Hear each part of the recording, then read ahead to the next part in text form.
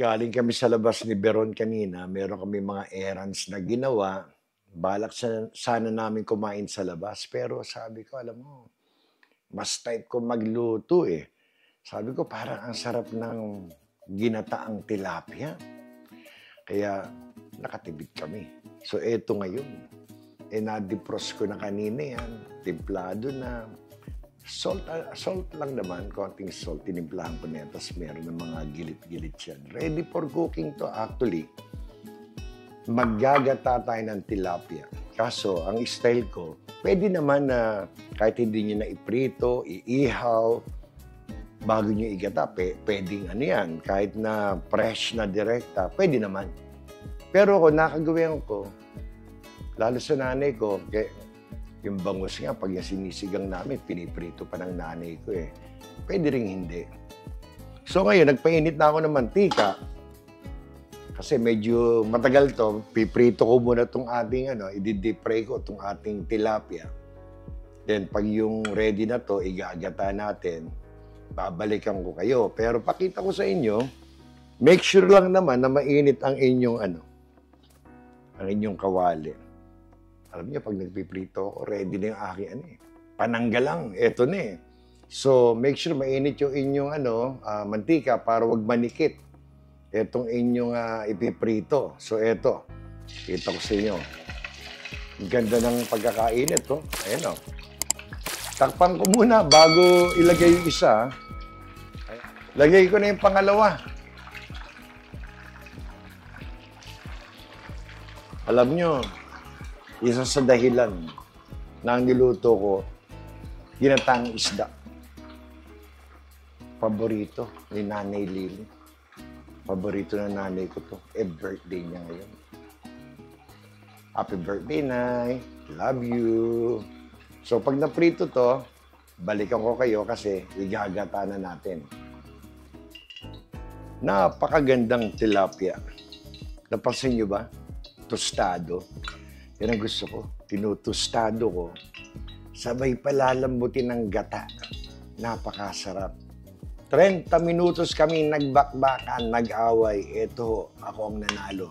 Tostado na siya. Lagay natin dito. Ito, mabilisan na to. Nagpainit na ako ng mantika. Oh, lagay natin. Naku, bawang. Kumuha na ako ng maraming minced garlic. Oh, mabilisan lang to. Bawang, luya, halos pagsasabay niya kasi yung luya medyo palalabasin niya yung aroma niyan. So, ayan na. Naka-head start na yung dalawa. Sibuyas na agad. Ganyang kabilis ang gata.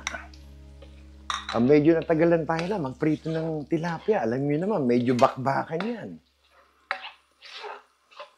Punahan ko na agad to ng paminta. Black pepper. Ayan, nakikita niyo naman ang aking lagay. Bilisan to eh. Gutom na eh. Nagsaing na nga si Bro, no? Nakikita niyo ba yung aming rice cooker? Umuusok na. Tingin ko, Tom Goods na rin to eh. Ano yung patis, mga... lagyan ko muna, mga 1 tablespoon. Madali magdagdag ng asin. Hinahan ko ng konti. Ayan na. Ito ngayon ang turo sa akin ng mga kasamahan kong Bicolano nung araw. Pag nilagay ko daw yung gata, isang lahat ng gata to, huwag ko daw muna nga haluin. Hinahan ko lang ang apoy. Pag medyo nagbubbles na daw ng konti, medyo pwedeng haluin hanggang magmantika. Takpan natin. Babalikan ko kayo mga lang to, a minute or two, medyo magmamantika to eh. Then, saka natin itutuloy. Siguro ito mga 2 minutes lang. Oh. Ayan na, ang itsura niya. I think, hindi na magagalit yung mga kasama ko sa trabaho Bicolano. Hindi ko nahaluin to. Yung aking apoy, aba, parang ayaw mo pang sumama, ha? Dumikit ka pa dyan, ha? Itong aking minced garlic, eh, parang ayaw pa sumama. Ayan. Ayan na. Nakita niya, medyo nagmamantika na agad. Oh. Ako naman, ayoko ng malapot na ginataang isda or baboy ko ano.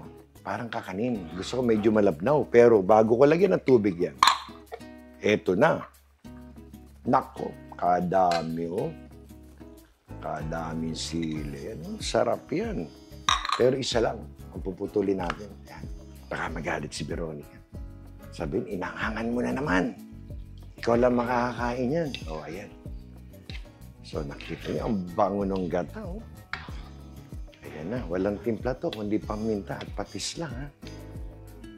Para yung natural ng sweetness ng gata. Ang gusto ko. Ayan, oh.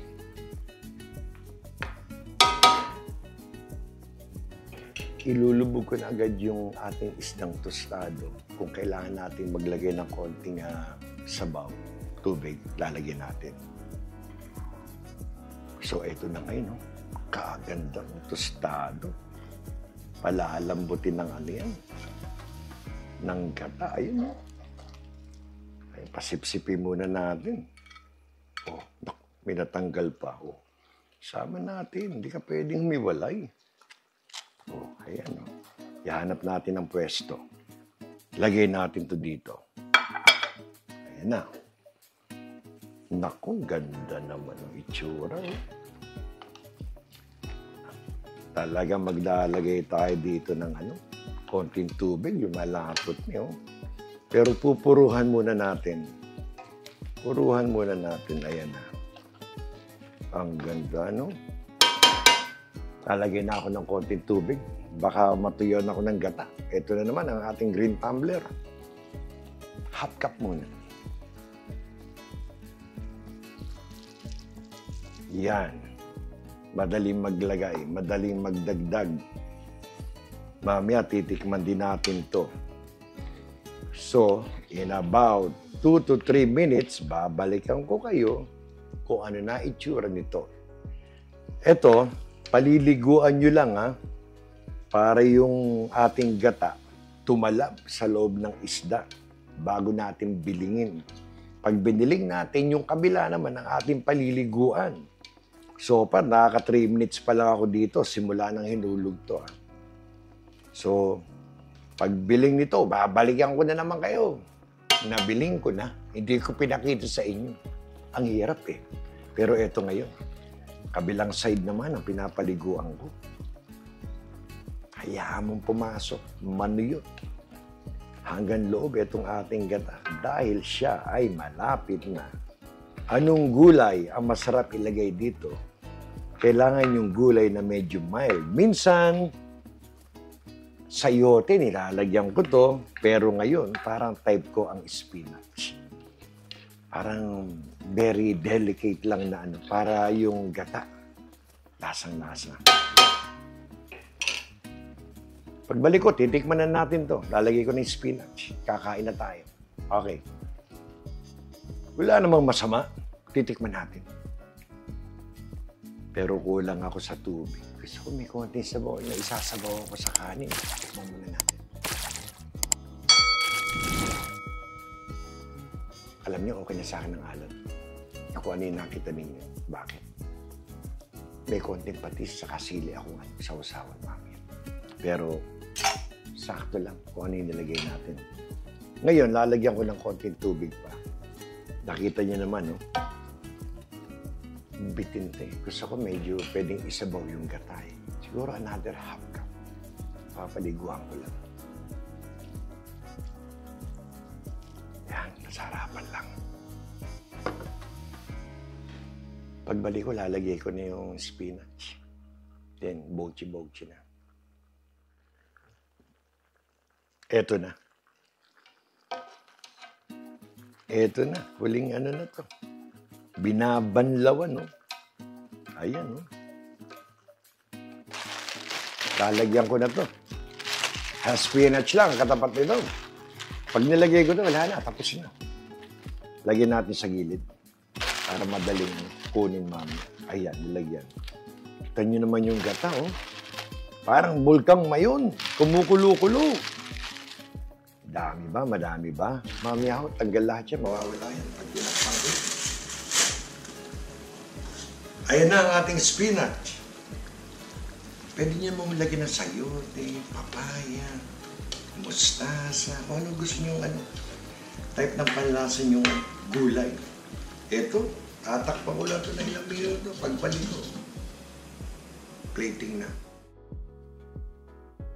Taran! Ito na. Ang ginataang tilapia. Nakita niyo ba yung mga sili na yan? Kita niyo ba? Tostado pa. Sumipsip ng gata. Yan. Panalo. Tapos may patisok na may siling labuyo. Ito po ang ginataang tilapia na sabi ng nanay ko. Ayan na po ang sarap. Tayo magpasalamat. Muli, isa na namang mapagpalang araw para sa inyong lahat. Salamat sa Diyos. Tayo may masarap na ginataang tilapia. Hanggang sa muli, kayo mag-iingat.